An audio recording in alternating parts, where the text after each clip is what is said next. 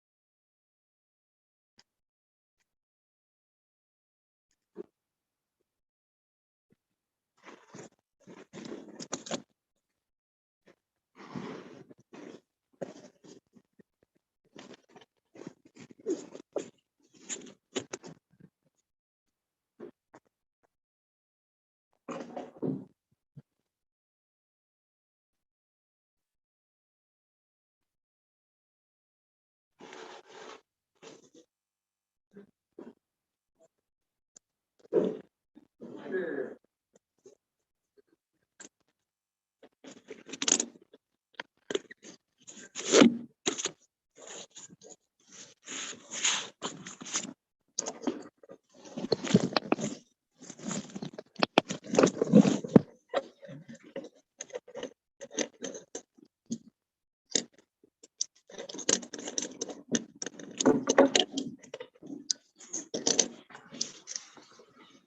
Quick answer, yes. What do you think? I think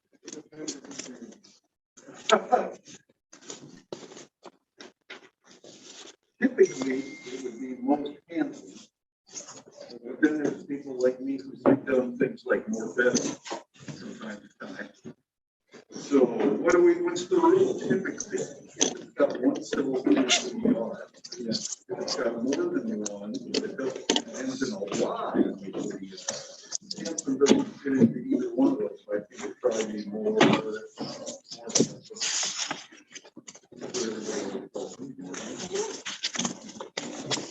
the eye candy. Oh, yeah, so, but then there are people who are gonna say all kinds of weird things. Even educated people say the wrong stuff. Drives me nuts. The one that drives me nuts is myself. Yeah. Like the My Pillow guy, always goes, the cancel culture has impacted myself and my company. No. Cancel culture can't impact myself. I impact myself. The company cancel culture impacts me. It's just one of those things that drives me nuts. It's the wrong word. People trying to sound intelligent with extra syllables. And that doesn't work. But what can I say?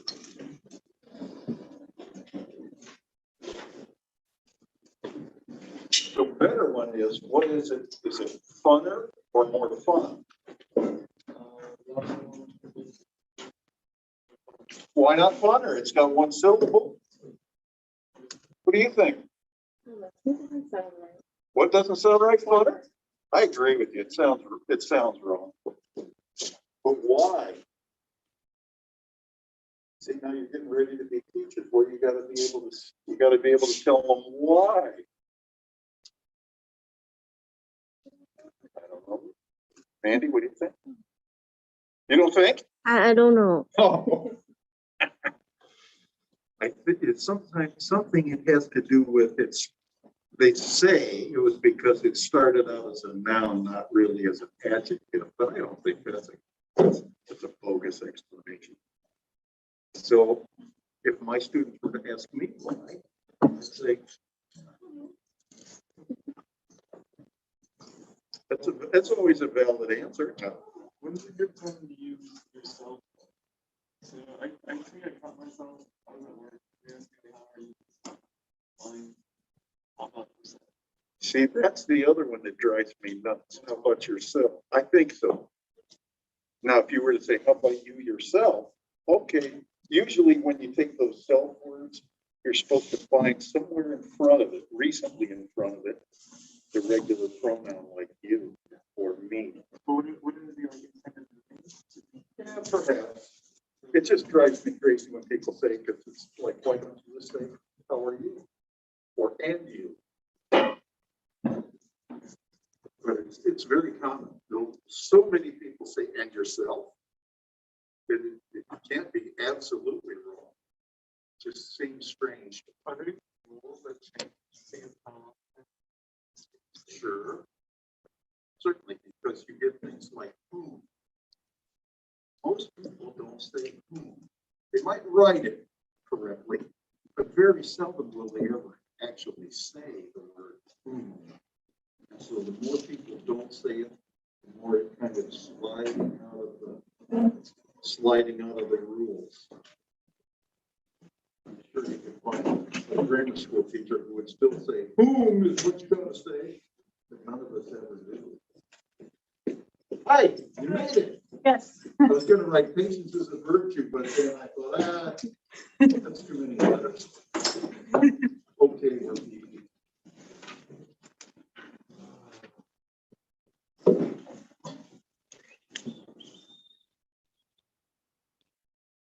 There's another one. How about your teachers? Did your teachers always tell you not to end the sentence with a preposition? And if you were to say, to whom did you give it, or who did you give it to? Which would you say? You would say that? Oh man. Whoa, you got too much education. I can imagine too many people say, who did you give it? They're all going to say, who did you give it to? And so there are places where we actually end sentences with prepositions. You'll talk about them in pre-10 a little. But we've all been told, oh, you're not supposed to do that. But to not do it sounds funny. Hello, Ilani, how are you? Your seat's been taken. Oh, sorry. Oh, that's okay. We don't have assigned seats. Sebastian's here to prove there. He's somewhere new every time.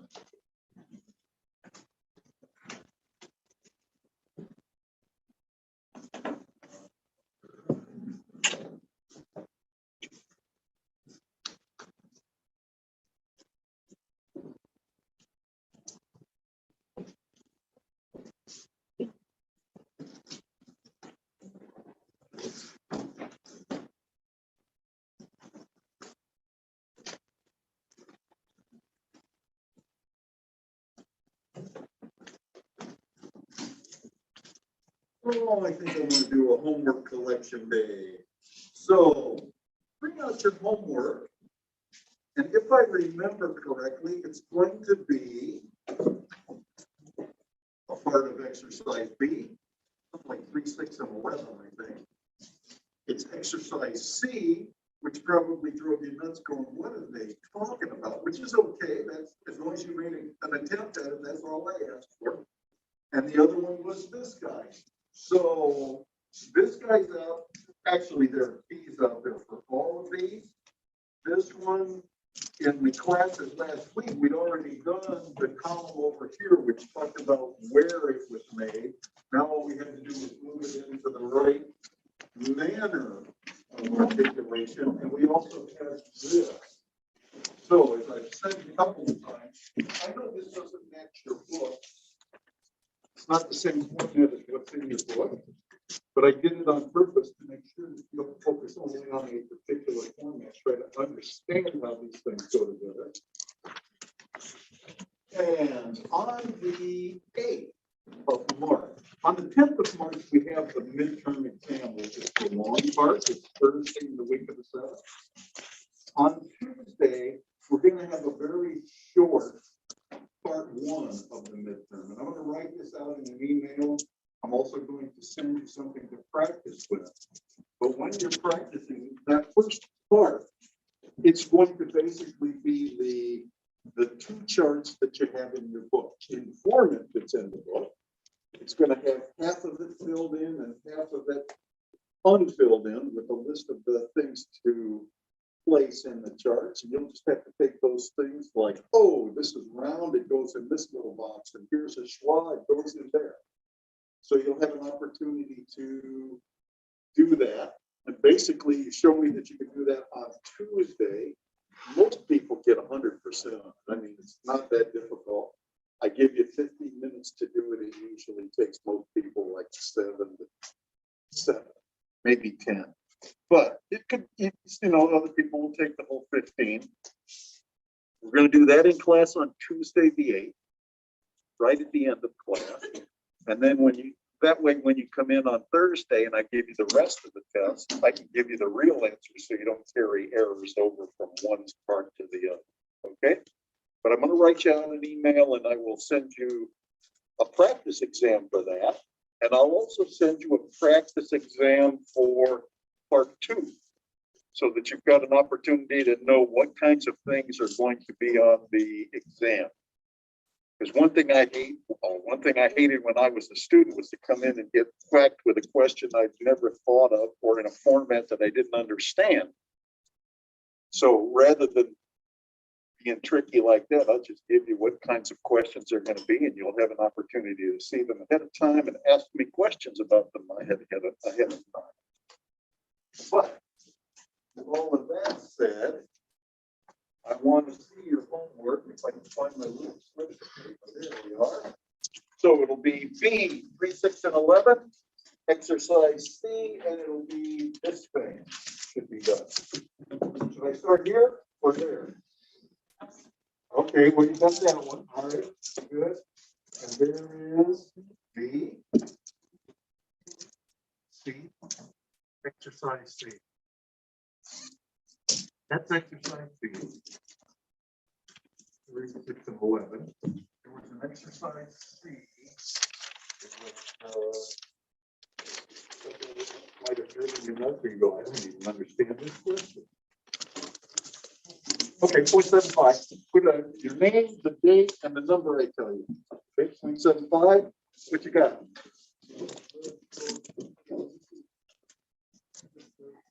Yep. Okay. 11. C, it's there. And that. Cool. Yep. Yes, I bet you do. Cool. Except for the black line, that makes it hard to read. 1. Okay, we got those. These. Okay. 1. Oh. I got the pulse here. What? Start to shake. Oh, just a minute. Which one? Got 3, 6. I think Okay, part 3, B, 6, but I 11. didn't do part B. Okay, 0.75. Yep. Okay. And C. Geez, you wrote enough to where you might have actually answered it correctly. Did you answer it correctly? Oh, okay, you have no clue. Well, that's good. And very good. Did you give the other one that one? Yeah. No. Oh, okay. So this is it over here. These says it's spread out as well. Oh, like that. Oh, yeah. So there's what it should look like. But it's easy to go. Valid shot. Why? So big, right? That's fine. This is the one. B, okay, so that was the one from the other day. How about, okay, here's 3, 6, it's 11 on the back. Oh, 11 is right here, cool. How about part C? Yeah. Okay, and then how about the that chart? Okay, 0.5.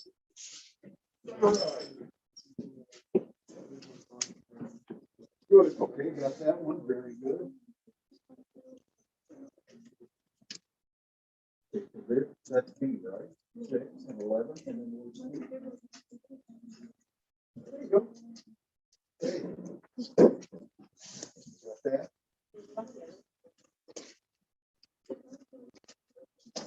One. Hello.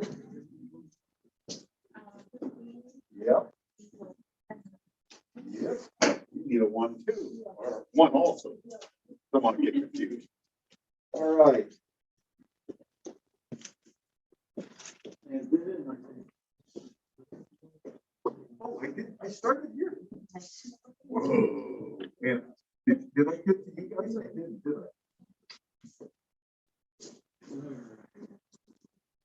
Very good. Yeah. 27.5. Did you do this one? Okay, so there was this other part, the 0.5. 0.5, let's see, B and C. You didn't do? Okay, 0.5 then. Okay, and then once you've marked it, send it down to that end.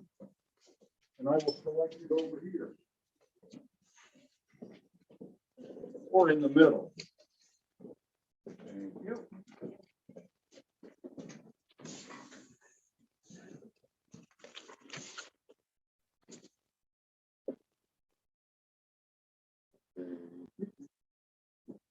Whoa.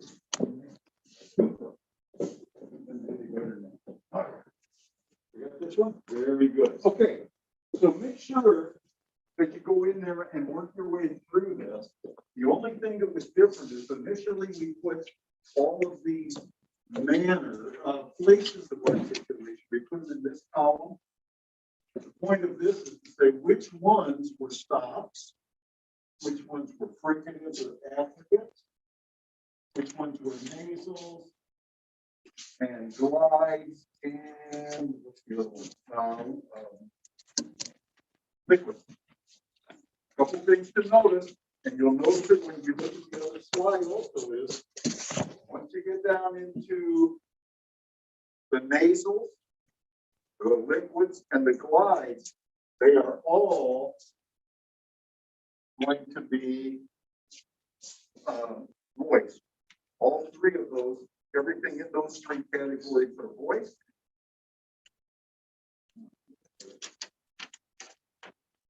I want to take for you.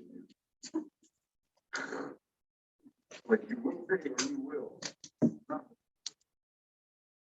Oh, there we go. Okay, so, and the stuff that's in the top half tends to have a voice and a voiceless counterpart. Now, I'm going to leave you to work with that. I will practice it just a little bit, just so that you have a good idea of how those things work. Remember, grouping them together by the things that are similar or different or however you like to do it. Looking for the patterns that are there. It's a lot more effective in trying to memorize the chart on page 105 and page 107. Okay? Now, today we're going to talk about something new. We're really getting into the phonology part today. We got into it a little bit with exercise C. It gave you a quick example of phonology, and we'll see a few more things like that problem. But it's kind of hard to explain when you look at that and you go, what does this even mean? And so we're going to go through that. What we have today to talk about is something called phonemes and allophones. So here's the homework for Thursday. There's the homework exercise out on D2L. It is a 21-second recording. It has 3 sentences in it. And I want you to treat that very much like the project part 1. The point of this one is just to give you a little bit of practice and do it ahead of time. I will talk about a little more detail on the next slide. There is a very short handout out there that's mostly examples of something called minimal pair. So I would like you to read that. And then once you've read it, and you've read the part about minimal pairs in the book, I want you to create 5 sets of minimal pairs. That's 5 pairs. Okay, we'll talk about that if you're not quite sure what I'm talking about. But homework number 5 is to listen, to try to have to listen to it several times. And then I want you to transcribe it 2 different ways. So listen to it, and it's called homework number 5. Transcribe each sentence exactly as it is spoken exactly as it is spoken in basically regular English. To the extent that you can put it in regular English, do so. There are a couple of words in there that you can't write out as real English words, but they're very commonly used. Shorthand. You transcribe each section exactly as it's spoken in English spelling. Transcribe each section exactly as it is spoken in IPA. Okay? And your best bet is to just use the IPA-type.org/full. Type in both sentences. It's very easy to do. You can type in the regular stuff, just like the IPA stuff. So manually type them both up. Do it interlinearly. What I mean by that is I want a line of regular spelling and then a matching line of IPA. And then you go to a matching line of spelling and matching line of IPA all the way down through there. Okay? So if you go out and you look, most of the examples that are out there for the project are done that way. English spelling, IPA, English spelling, IPA, etc. So type that way. Please double space it because I got old eyes. And it makes it a lot easier to read if it's got a little bit of space between it. Remember on the IPA transcription lines, you need to put slashes. And what I would suggest is don't worry about doing it for every word. Just do it at the beginning of the line and at the end of the line. Okay? Save you time and it's easier to read anyway. And then don't use capitals or punctuation. So if I've got something like I in there, put in a capital I. Right? For the IPA stuff. It will be that diphthong that we talked about, but don't use capitals. Don't worry about punctuation. Then take it out of IPA, copy and paste it into a Word document or something like Word. It could be a Google Doc. It could be whatever they call the stuff on the Mac. Letters, pages. And then save it as a PDF and email me the PDF. Okay? That way I got enough time to actually sit there and look at it. I can give you some feedback on places where you seem to be making a consistent error. Okay? So like I said, it's me speaking, it's 3 sentences, and it's just basically practice for you. Okay? All right. This will be out there, it's probably out there already, but if it isn't, it'll be out there shortly after the flight. Now, one thing that I did want to remind you of is when we get into that part of the test, we're going to be using this format. But the idea is you should be able to mentally take this format and play it against the format on the worksheets that I've given you. So you begin to get a correspondence of the patterns, not memorize the locations. I won't do anything tricky like putting these down here and these up here. I'm not going to do that. But memorizing is not a very effective thing when you don't really need it. Okay? Remember that when we look at consonants, we've got 3 things that we've got to talk about. The manner of articulation, stops, fricatives, affricates, nasals, liquids, glides. We've got the place of articulation, the 2 lips, 1 lip, in between the teeth, above the teeth, on the hard palate, roof of your mouth, the velar, the soft palate in the back, and the glottis, which really only has 2 sounds. And only one of those, the phone, is H. And then we have to say, is it voiced or voiceless? And as you look at that particular map, you'll see that the voiceless ones are always on top and the voiced are below it. But all of these are stops done in different places. The top set is voiceless, P, T, and K, and they have voiced counterparts, B, D, and G. It works that way all the way down through. Once again, down here, no voiceless. Above, generally voiced and voiceless, with these 2 exceptions. Okay. Be familiar with this one. Now let's do this just for grins and giggles. Somebody tell me what are the distinctive features for the sound B? B. We need to do 3. So we would write inside square brackets. We would write plus what? What's the first plus? Plus what? No, because bees aren't fricative. Fricatives are the ones that are just friction, like this case, it is something else. We actually close both. Oh, I shouldn't be saying that. So plus, stop, plus, where is it located? Stop is the manner. The location is bilabial, and is it voiced or voiceless? Voice. How do you test for voicing? You do it right in the test, and if you do the counterpart that is voiceless, you go, and there's nothing going on. And I said, if you want to really look silly, stick your fingers in the air and do it. Works just as well. But it's a little more discreet with your thumb on your Adam sample. How about this one? Plus what? Plus,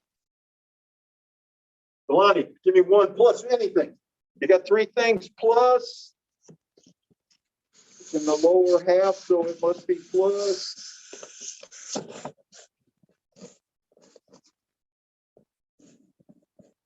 Oh man, you're supposed to look at your shoes when I do this. See, you start looking back sideways, like, oh, since you're up. But everybody's looking at their shoes. It's okay. Plus location. Where is it made? Do it. Tell me. Plus where? Huh? Plus nasal. That's part of it. So that'll be the manner of articulation. So that's great. What's the other part that gets involved in nasals? Plus velar. Exactly. And plus voice. Exactly. How about this one? This is the lower L. Plus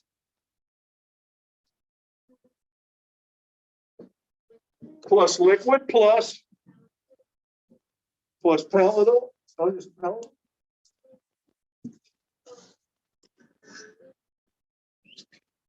Plus alveolar. I got it out there in the front. And plus voice. Hey, Mandy, plus something. Stop. Plus stop. Plus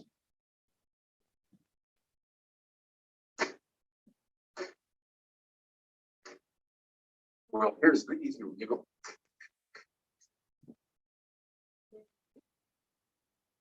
Minus what? Okay, it's good. So we've got minus voice. We've got plus stop. Where is it made? Velar. Very good. All right. Then we've got this guy.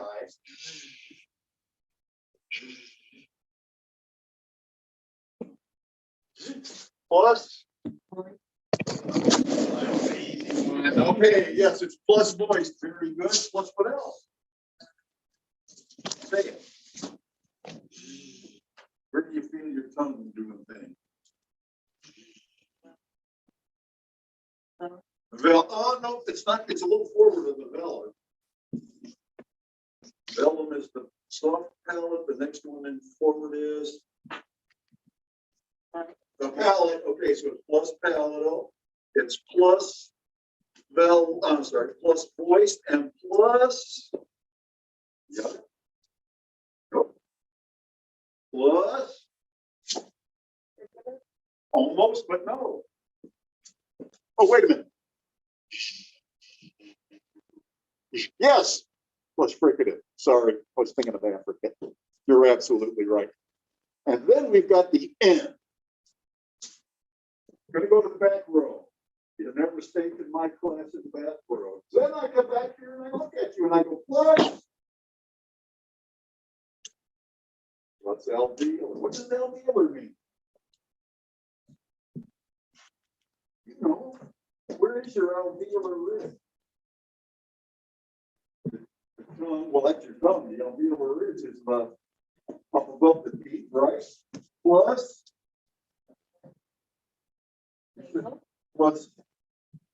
nasal. Very good. Don't make me walk all the way over. Plus. So get this and kind of get used to the idea. If it's helpful for some of your students when you have to kind of express to them why the sound that they're making may be a little bit wrong. Sometimes this will help you explain it. Okay, great. So that's where that is. Exercise B. Let's see, that would have been on page what, 109? You can tell I taught this class too long. All right, exercise 3. For each group, identify the segment that differs because of the manner of articulation. Before we did the same exercise with the difference in place, and we did it with difference in voicing. Now we're doing it with a difference in manner. So I've got N, F, S, and Z. Which one's different? Huh? N, great. What are the other ones? F, S, and Z are all, no. The other F, S, and Z are fricative, and N is the nasal. Great. Let's see. The next one is G, G, and J.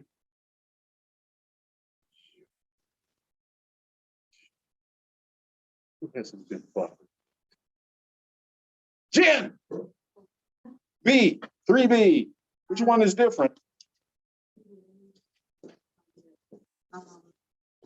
This is different. I put down. Three, no, there isn't an L there. That's in C. 3B. Yeah, on page 109. Yeah. 3. Oh, is that a? No. We're looking at two different things. 109. 3. B. 3B. Oh, 2B. Sorry, I thought you right. I put down.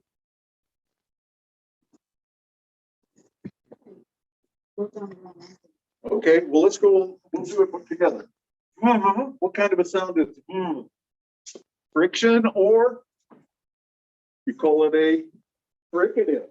How about the next one over is what kind is that? Fricative also. Then we get the good. Good. You want to give me a shot at it? It's a stop. Ooh, I think we're there, right? And then we go to the last one, which is also a fricative. So the one that's different is G, because it's a stop. And then we've got L, R, and D. Oh, okay. I put D as stop. D is a stop. What are the other two? Very good. Exactly correct. That is exactly the deal.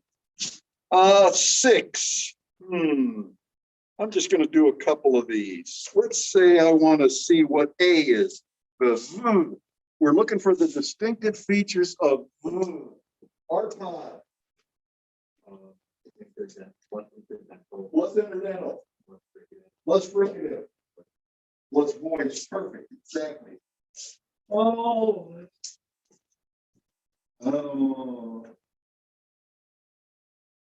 Volunteer, please. Volunteer. Okay, Alani.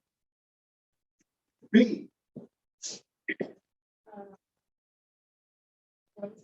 Voiceless, so we can put minus voice, right? Very good. Voiceless. Fricative, because all we hear is the air moving through, and the one that starts with the G, the one down here. Lotto. Exactly. Very good. All right. You can get those. The answers are out on the. Will be out on D2L. Anybody have a particular question right now on the other 4? Okay, cool. Thrush. We're now down to 11. Let's see if you guys can tell me how to write these. I don't want to lose that page. It's really important. Let's see. Good fresh chalk and a nice clean board. Let's start at the front. Diana, how did you spell thrush? Greek letter theta. This guy. R. Thrush. Maybe not.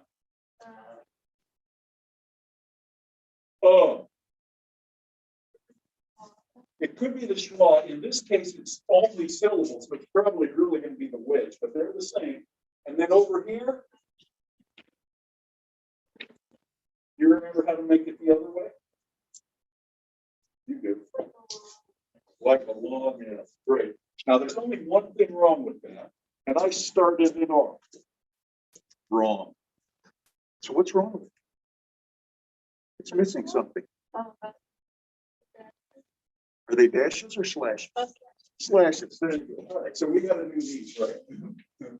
That one would have replaced this. We want to do. Okay, Sebastian, what's the next word? Breathe. No slash? With a slash. Okay, with slash. B. How about this B? That work? R, R. and lowercase I, Oh, like that?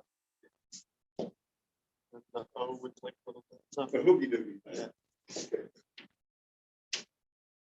then the slash. Isn't that bride? Anybody think that's bride? Good, because it's breathe. That's what exactly what it's supposed to be, right? Even though it doesn't look like breathe, it is. Oh, let's try they. Slash. Didn't I just say it was a hooky dooky? My own words, best I can do. Like that, right? It's called Ev. Ev. But I don't think you'll remember that after you get out of this class. So you probably won't remember that after you get out of this hour. And The E. I forgot what's the word again. They, right? Isn't that it?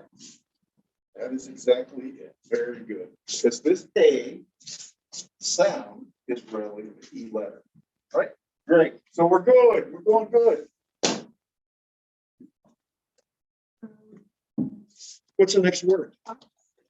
Fox. Oh, you got the easy one. Slash. F. See where. Exactly correct. Fox. It's not X, because actually X is like the X in Mexico, where it's basically a voiced glottal fricative. So we don't want to use X as we're doing transcriptions because we're not going to have that in English, right? Great. Mandy, what's the next word? Slash. The Huh? choose. Choose. Okay, great. Slash. Is the C with the U. Do I still need an H? Is the Do I need an H? no. Okay, That's good. the 'Cause this EH. takes care of both, right? It's the sound, not the spelling. Next. Is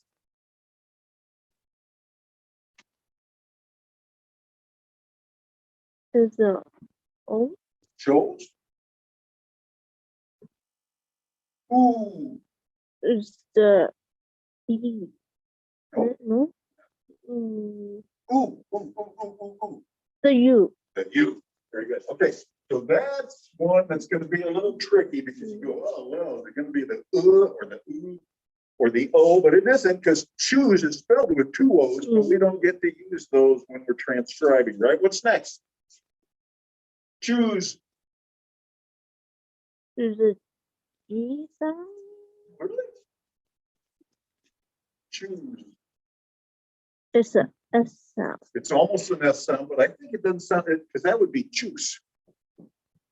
What do you think?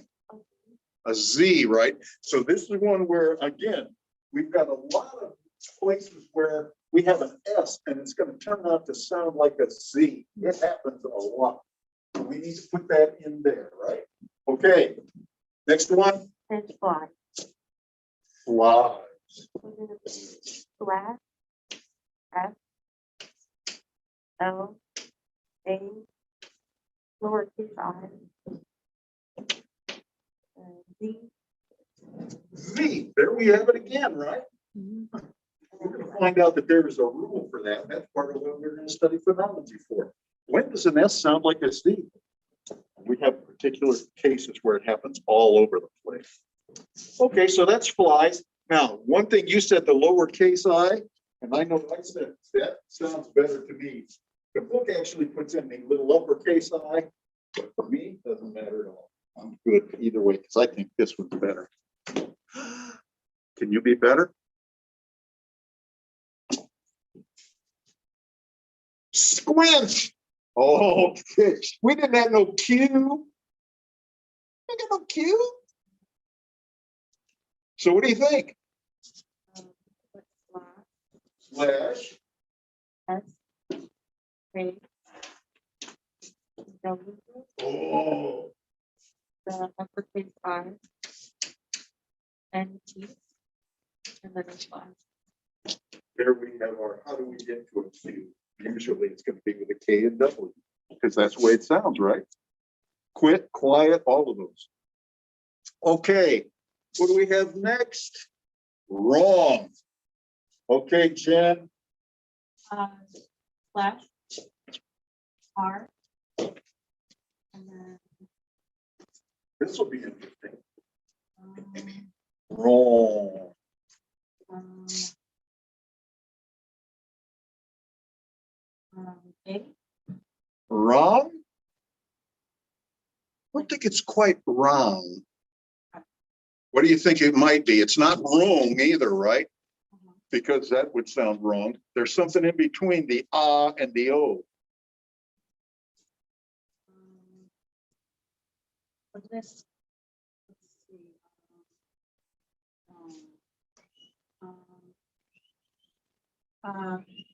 The NG, the Nope. NJ thing. Nope, not yet.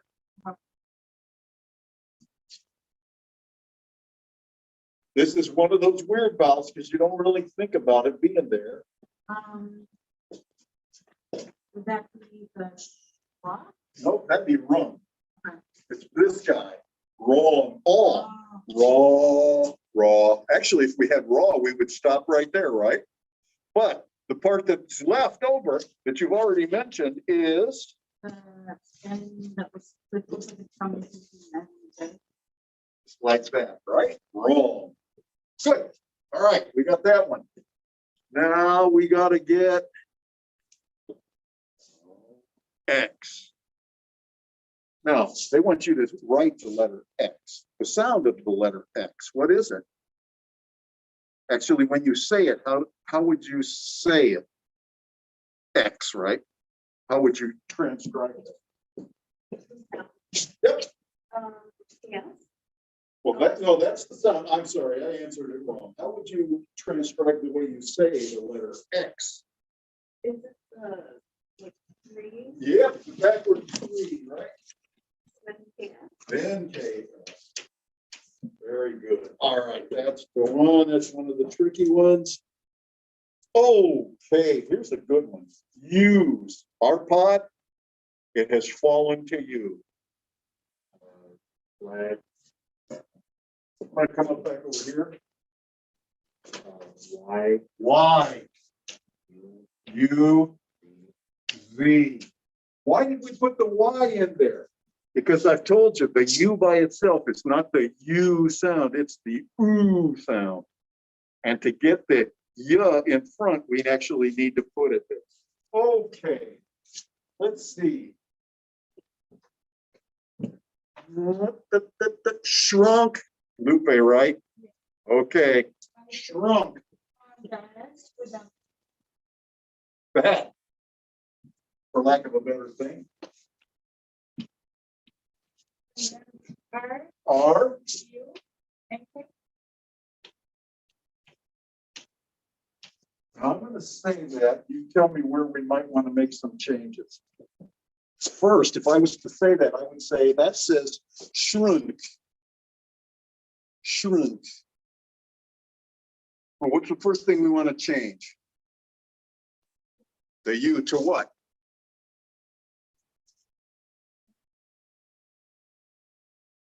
It's one of those two. that big? That'd be shrank. Shrank.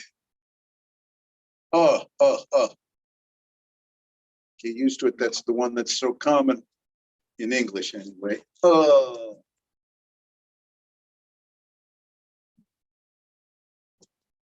What would you use? Downward. The upside down V, right? Okay, I'm gonna agree with that. That's really true. That'd be a good case for that. Now, here's one. This is a tricky one, and everybody ought to be thinking about this one because that N is not just an N in front of a K. It's not shrunk. It's not shrunk. What should we do with that N? Okay, okay, you did the same way. Okay. Like, what is it, wrong? Yeah. Shrunk. Yep. Does that sound like the word we're thinking of? Shrunk? Then we get struck. We can't just take it out. This is a tricky one. This happens in English. It happens all over the place in English. It also happens in Spanish, by the way. If you have an N in front of something like a G, and you got Angel, for instance, what did you do with that N? Did it go Angel or Angel or Monja? Monja. I'll go talk about the nuns. Monja, right? It really should be this. Strong. Thing. It's really weird, but it's a tough one to get your mind wrapped around. But if you say think, it doesn't sound like the word think, right? Kind of like finger doesn't sound like the word finger. So we've got to be watchful of that. The last one, ether. Ether. Alani, do you have ether?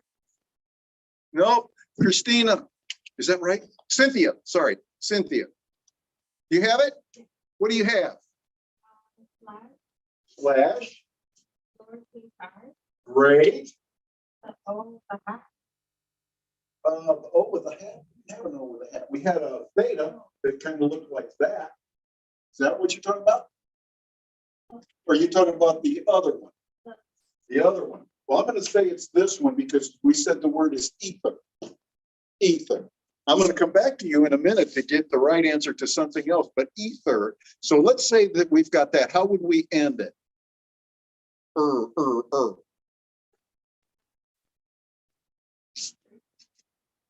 Ether. I'm going to go that wouldn't be a bad one. I'm going to suggest it's probably more like the schwa and then an R. Now, there is another word that is very much like ether, but it is either. Right? Either yes or no. It's different than ether, the gas you smell and pass out. That one would be where you started to go. But the difference is that TH sound is really clearly different. If you said, give me ether, let's see, yeah, give me ether, apples or oranges, you'd be asking for some gas and either an apple or an orange. In the case, what you really meant was either, which has nothing to do with the gas, right? So sometimes the word changes are really pretty subtle. And so those are the ones that we have for B. Let's move on to the idea of allophones. Okay, so let's start with this. The theory is, and this is the way I told you before, when we have a sound that our brain recognizes as distinct, we called it a phoneme, right? And I told you my wife, who's Korean, doesn't really have two phonemes, L and R, so she doesn't even hear the difference half the time. So the point here is we have an L and we have an R, but she's got a sound that is two D's together. She's got a sound that is two J's together, and I can never say them correctly, but for her, they're a big deal. So the ones that a native speaker stores away in his brain and recognizes as distinct is a phoneme. Okay? And we just code it, even if it's a slight difference, we typically will still realize that it's the same letter. Give you some examples in just a minute. Now, we have a lot of sounds in English that change. They change very, very slightly, so slightly that as native speakers or people who've been speaking English for years and years, you may not even detect the difference. But a speaker of another language might. For instance, if I were to say pit, I've made a little change to this P. Two things I've done. One, you're going to know we're going to talk about these square brackets, but I put square brackets, not slashes. And I also put an H here. I did the same thing with pop. And I did the same thing over here with the first P, pop, but I didn't do it here. And I didn't even say this letter complete. I didn't go popcorn. It's popcorn. So in both of these two cases, you know that it's a P. But for somebody from another language, they may recognize those as literally different sounds. Here's another one, paper. Well, the first one's got this little H mark. The second one does not. Isn't that strange? And then how about spit? Spit, nothing, just a regular old P.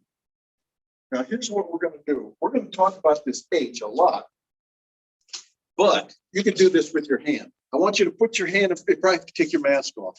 Oh, man. But take your mask off just for a minute.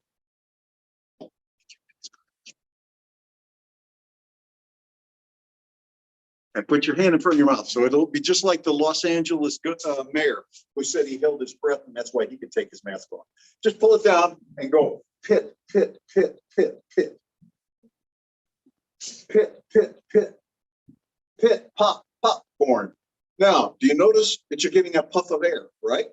Now, one more try, put it in front of your mouth and say the word spit. Spit, spit, spit, spit, spit.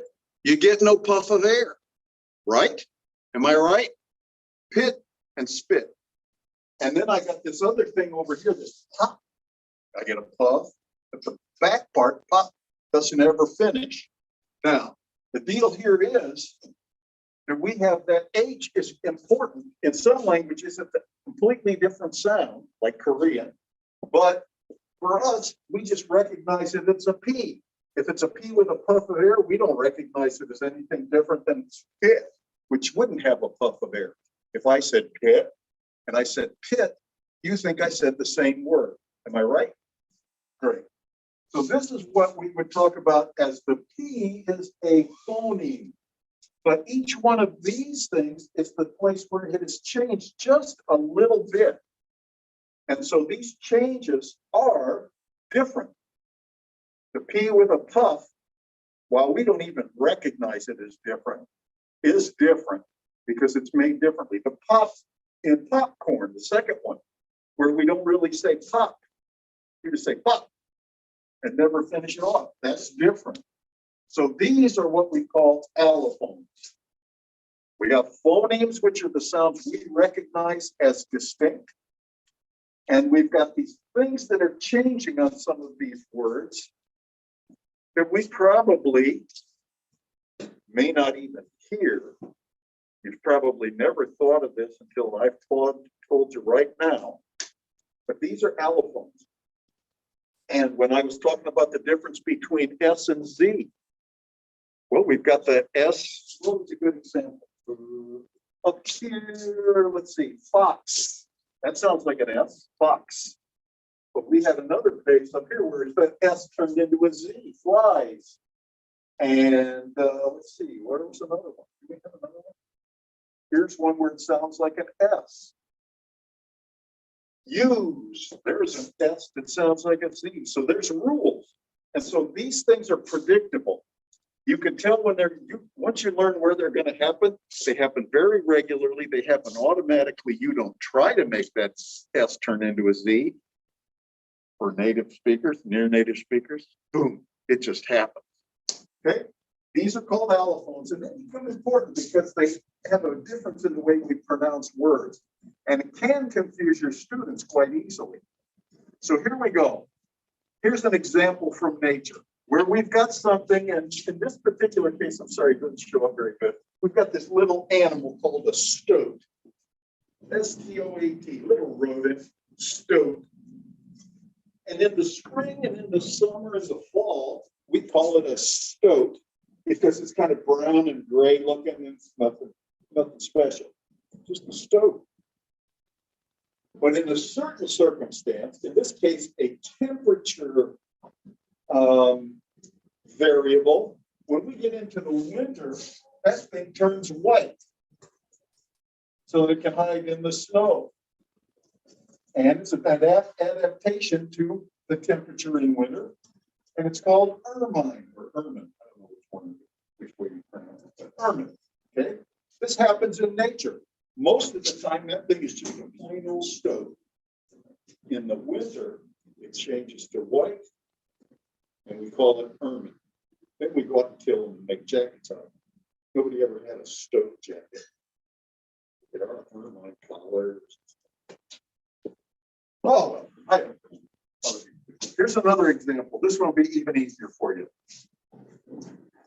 Most of the time, fresh water is water.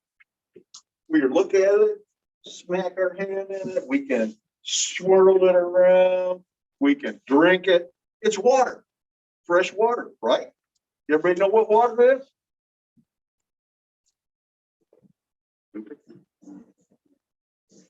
Looking for a little reaction. What happens when the temperature goes below 32 degrees Fahrenheit? What does that water become? Huh? Ice. Can't stick your finger in it, you can't swirl it around, you can't even drink it. It's something different.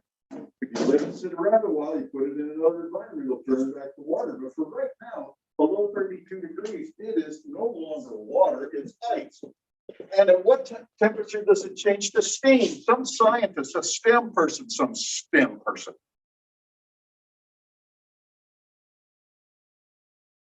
STEM people? At 212 degrees, it changes in a different direction. And it goes from being water or really cold ice, it changes over to gas. Steam. It's a gas. Can't drink it, can't swirl it around with your finger and watch the little bubbles go around it. It's just different in a certain circumstance. We would see that if I were to talk about that P that I already talked about, here's the phoneme P, right? If a P is the first letter before a stressed vowel or a stress at the beginning of a stressed syllable, you can say it either way, P becomes, that's where we get the in pit. But if it's not the first letter, as in paper, the second P in paper doesn't have a puff of air, nor does spit. We proved that to ourselves before. So when it's the beginning of a stressed syllable, if it's the only syllable, one would consider that to be the stressed syllable. If it's the first letter in that syllable right before the vowel, it gets a puff of air. It's different. If I have it as the second letter, it kind of stays as what I would normally think of as a P. And in a word like this, I can see there are two different kinds of P. So it would do the same with puff. Puff, yep, puff would work that way too. Actually, if you just go P,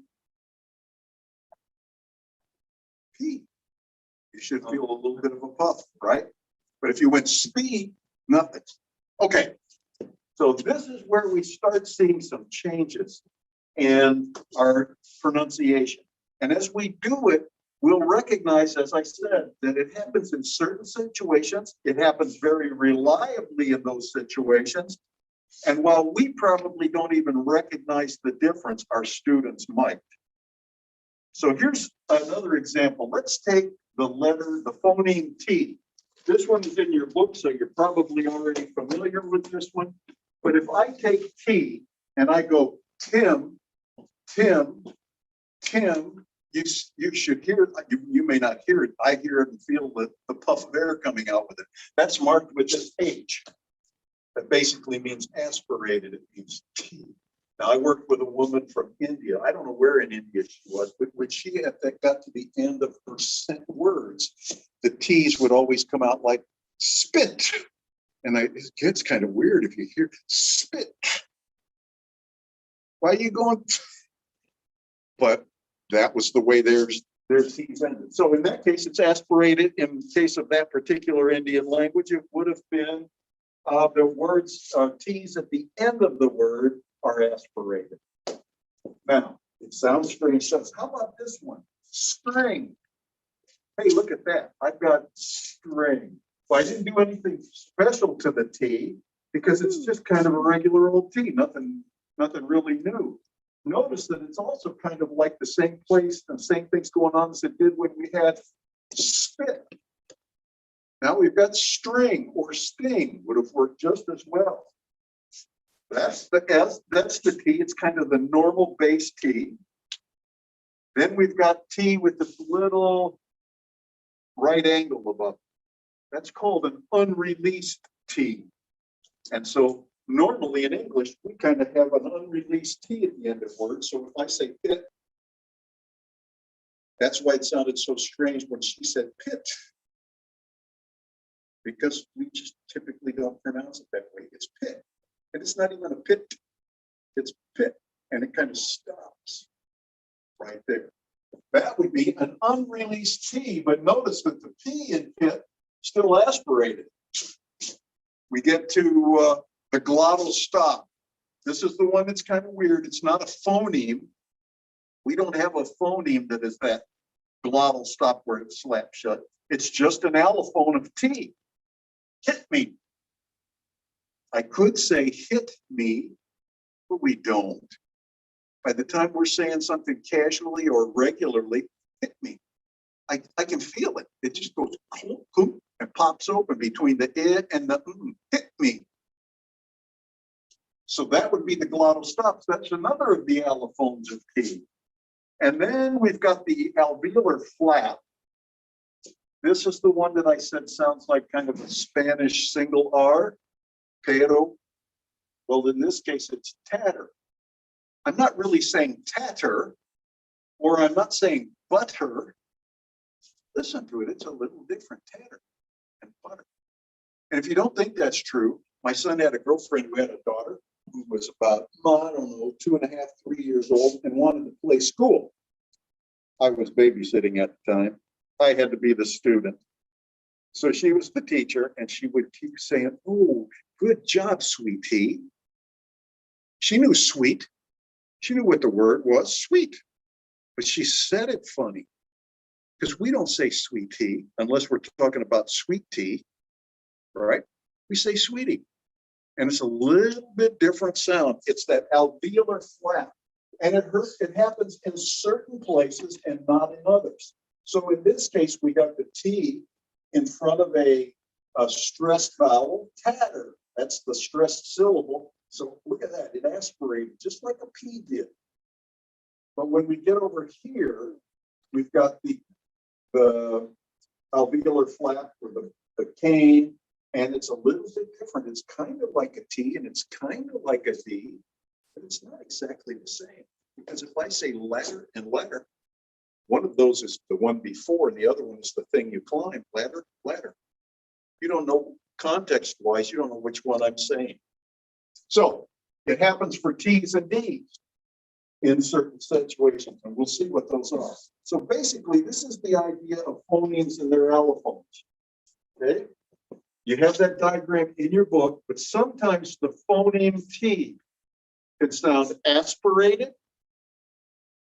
It could sound just regular, what we would have always considered to be a T.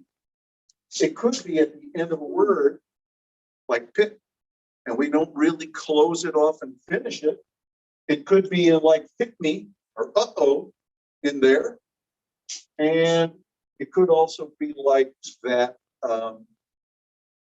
tap, that alveolar flap, tatter. Okay? So, given all of that, this is the idea of allophones, and it's something that we need to study. What we're going to be studying is to make sure that we recognize that, you know what, it does change It changes very reliably in certain situations all the time.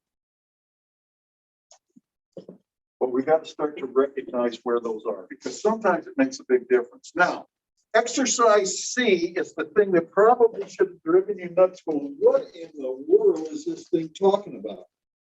And so I want to talk about exercise C. And now I'm going to say the phoneme G. If we got a phoneme, it's the thing that we hear in our head, right? We hear it all the time. And that's what we recognize as being different, like bag and back.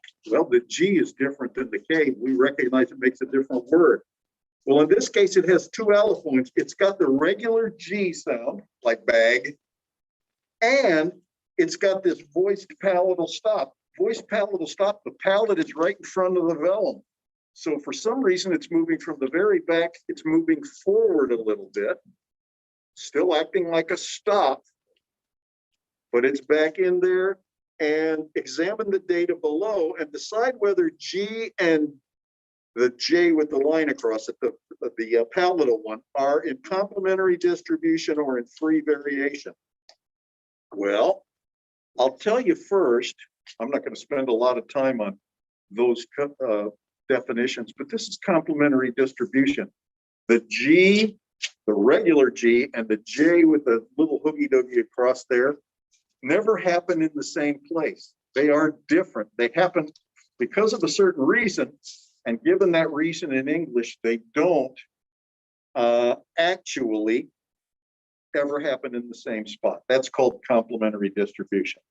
Now, I'm not going to talk too much about that because it just gets kind of confusing. But I want you to try this with me. We're going to say a couple of these words, and we're going to see what happens with our tongue. Okay? You can leave your mask on. I got to take mine off. So we're going to take the ga in God, and we're going to take the gi in geese. Okay? And we're going to just say them quickly, one after the other, and alternate back. Okay? You ready? So think about, what is my tongue doing when I go ga, ga, and what does it do when I go gi, gi? So we're going to go ga, gi, ga, gi. I need you to practice with me, otherwise you'll never get it. Ga, gi, ga, gi, ga, gi. What do you notice? Ga, gi, ga, gi. We could try it with a different pair. How about ghoul, goo, gad, goo, gad, goo, gad, goo, gad. Or we could go goo, goo, gig, as in gear. Goo, gig, goo, gig. What do you notice? Not so much different parts down here. It is different parts. Ga, gi, ga, gi, ga, gi. You could put this down here and go ga, gi, ga, gi. It's doing the same thing. Yes. Huh? A rounded mouth, ga, gi. Well, no, not really rounded, because we don't have a gi sound or a gal sound. You should feel your tongue going just slightly forward on the second one. Ga, gi, ga, gi. Try it now that I've told you what you should feel. Ga, gi, ga, gi. The G is said in a slightly different spot. Ga, gi, ga, gi, ga, gi. You see it? You feel it? Feel it? You don't have to lie to me. You can say, no, I don't. Ga, gi, ga, gi, ga, gi. Anyway, the idea here is, what's happening?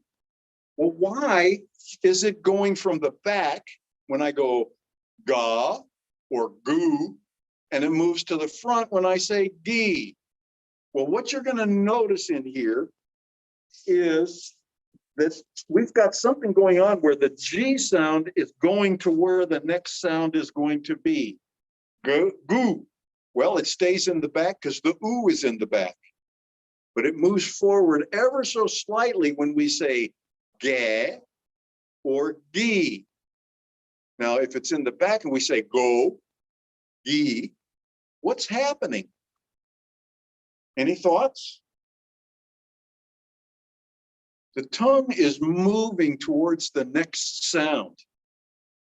because all of our speech is very smooth. It isn't and one sound after another, they all flow together.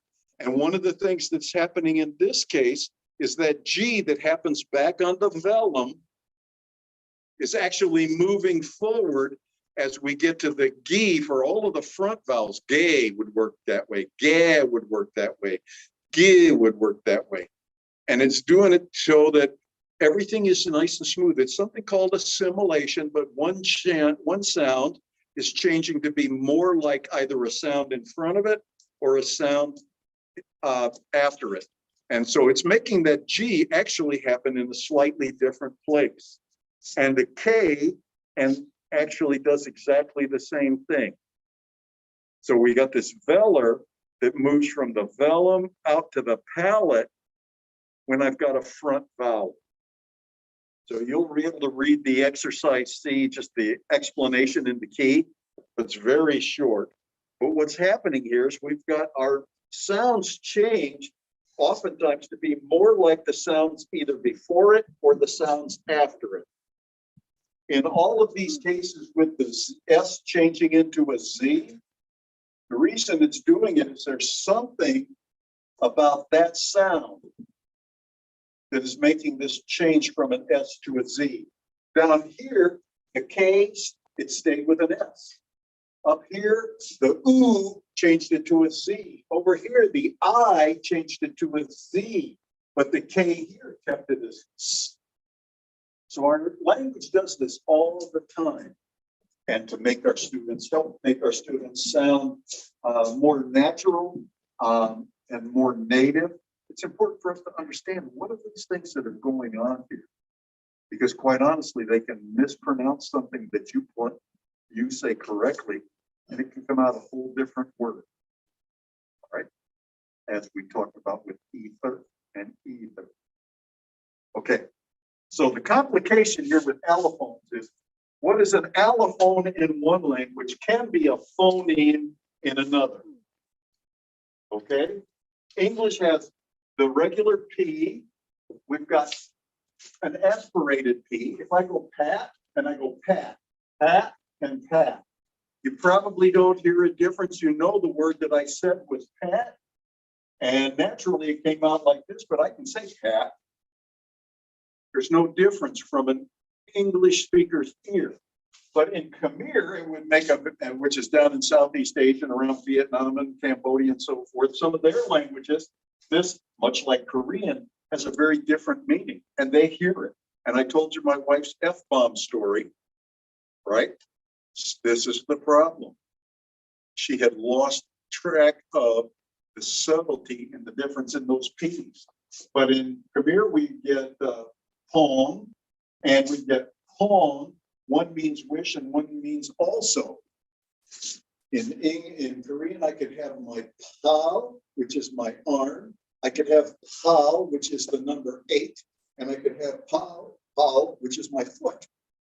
They all sound pretty much the same to us. They sound very different to a Korean. So, you ever want to laugh at Koreans because they can't say relish, like I do, because I'm evil. Just remember, they're going to have sounds that you can't do. In fact, Arpad, you're Hungarian. One of my colleagues is Hungarian. Her name was Nagy, Nagy. Okay. And she always laughed at me because it sounds like Nagy. She told me, she said Nagy. And I said, okay, it's Nagy. Nothing to it. No, that's not right. It's something else. Never could figure out exactly what it was that she said. So she just remained Nagy forever. But it's a different sound that we just don't have. But for other languages, it's very important. So how do we determine if we've got a phoneme or an allophone? What I'm going to talk about here briefly is the idea of minimal pairs. And again, I gave you a very short little reading with examples so that you'll get a good handle on minimal pairs. But a minimal pair is going to be 2 words or 2 syllables, but generally 2 words that are exactly the same except for one segment. And if those segments differ and they make a new word, we know it's a phoneme. let's take the idea of cab, right? And cap. Cab and cap. Are those two different words? Are they? Cab and cap. Do you recognize them as two different things? Sure you do. That would say that the K and the A is the same in both. That we're not telling anything from that. But when we get down here and we compare those two make two different words. They contrast. When they contrast like that, we recognize them as phonemes because they make different words. The B and the P are phonemes in this case. The same thing happens with bag and back. Or I could say bag and bat. The G and the K here, or a G and a T make different words. They must be different phonemes. Okay? Bag and back. The two contrast, therefore they make a new word or different words. If I put the T in here, I could say G and T are different phonemes. But if I come down here and I go cap, cap, cap, and cap, cap, and cap, have I changed the word? Would you recognize it as two different words? Cap and cap sounds exactly the same. At least from our ear, it doesn't make a difference. Those would be allophones because that would be free variation. They happen in the same place, but we recognize them as the same sound. That's the idea of free variation. What I want you to remember is this. This makes it as simple as I can make it. If two sounds can be put into a minimal pair like this, if two sounds create two different words, that is contrast. Phonemes contrast. Try to remember it that way. Phonemes contrast. If they don't change because we don't even recognize the difference in the sound, that is going to be an allophone. Okay. And the other third one that they talked about, that second one would be free variation. The other one was complementary distribution. They never happen in the same place. Those would be allophones as well. We wouldn't really recognize them as differences anyway. Okay. So we can use minimal pairs to test for contrast. And if it's contrast, we've got phonemes. If it happens that we don't recognize the difference, it doesn't change the word, then in that case, it's free variation. So I'm going to assume, let's see here, let's go up here. So contrasted free variation, assume two phones are exchanged in a word. We made a minimal pair. If the word changes to another word, the phones, and that phones in this case means sounds, the phones contrast and they are phonemes. And so if I go hit and hid, two different words, right? Hit and hid. Well, that would indicate the T and D are going to be phonemes. Same thing here, seal and zeal. Are those two different words? Seal and zeal. That would indicate that S and Z are different phonemes. And then when I get down here, I go pan and Pam and Nat and Matt. Well, here's a minimal pair. Here's another minimal pair. That shows us that N and M, or N and M there, contrast. They change the word, create a new word. So those would be phonemes. On the other hand, okay, this is the opposite side. If the word does not change, then the phones are in free variation and they are allophones. Phonemes are what we would normally think of. Allophones have a slight change in them. So if I went down here and I said pan and pan, and pan, or how about this one, cat and cat? If I said cat and cat, cat, cat, cat, cat, what's the difference there? Can you hear the difference? Cat, cat. Can you hear the difference? Sure. You don't recognize the difference anyway, but there's a little difference. I'm going cat, very short, cat, very long. Cat. Cat. But you hear cat, you either case. It doesn't change. And so there we have it. The PH, P here and the A here, the A with cat, short cat. And then it talked like a southerner. I just ran over a cat. You still know it's a cat, right? Still feel bad for the cat? What can you do? Same thing here. Pan, pan, pan, pan, pan, pan. I'm saying them differently, but you don't really recognize the difference. Allophones, okay? And complementary distribution, this was the one I said before. Don't worry too much about it. If they're in complementary distribution, they never happen in the same place. If they don't happen in the same place ever, then they are going to be allophones. And we saw that with T. Okay. So this is where I'm going to close off today. We're going to talk about this.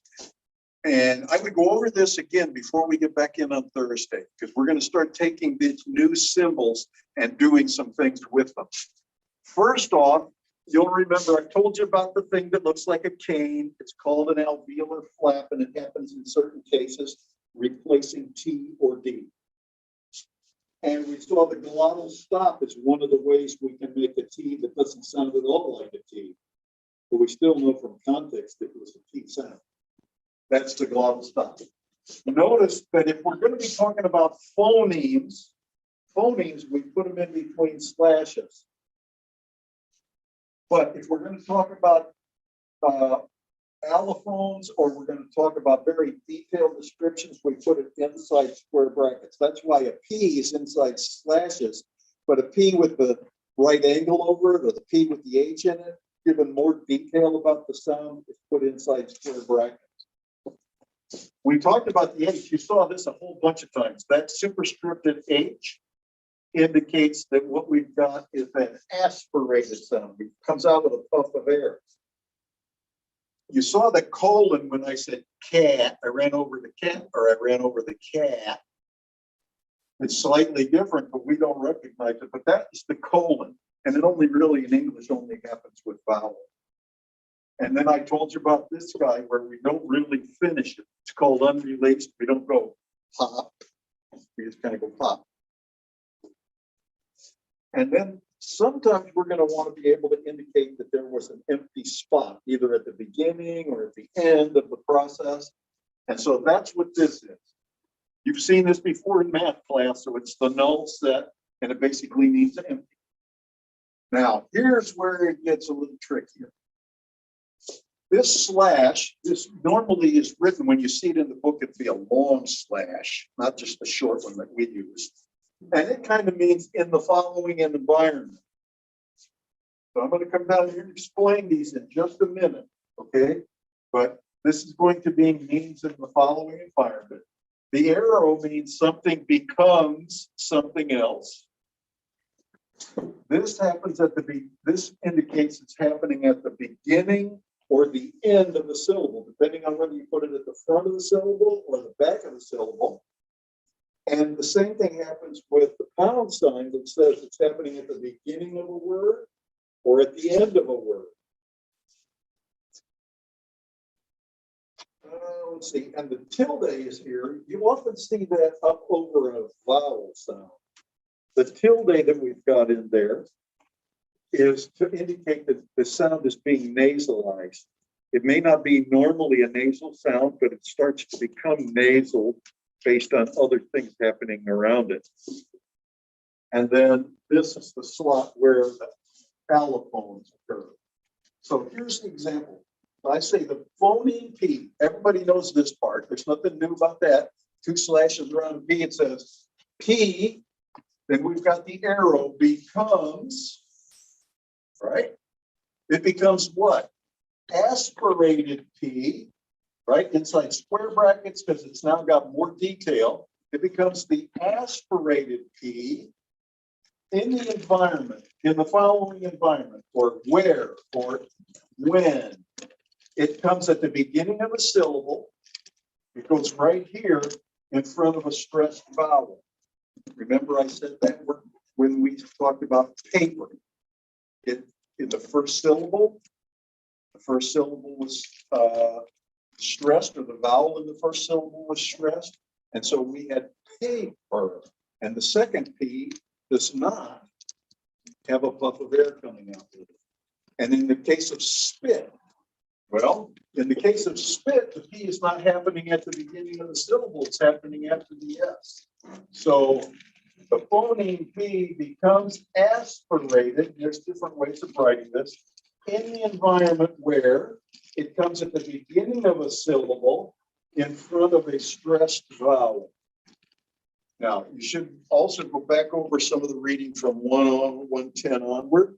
Just that you'll pick up some of the symbols. You can go back over this, but I would specifically suggest that you go back over this before we show up on Thursday, because we're going to start looking at these places where phonological change occurs. And we're going to want to be able to document it, when and how it happens. Oh, geez, I'm 2 minutes over. Well, there goes my evaluation. I'm toast. Oh, I'll give you 2 minutes later sometime. Remember, you got questions. I'm always around to answer them.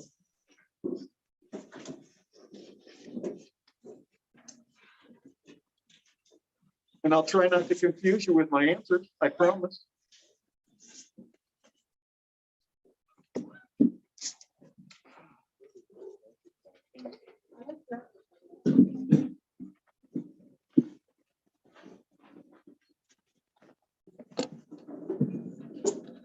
This is somewhere.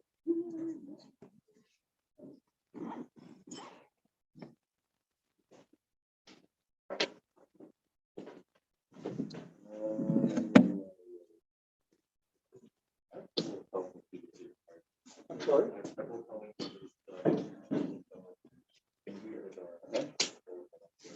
Okay, let's take the word they. They. They.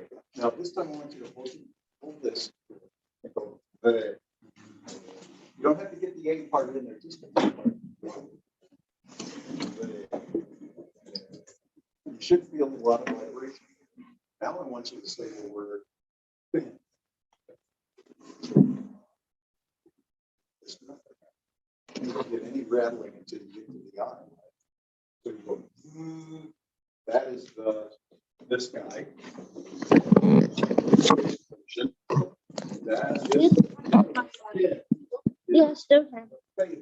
My book came, but like the post office still haven't like given me the little card to get it. Okay. So I was Yeah, I'm no not problem. sure when Don't worry I'll about it. really get the book yet. Curious. I still have your book yet. Okay.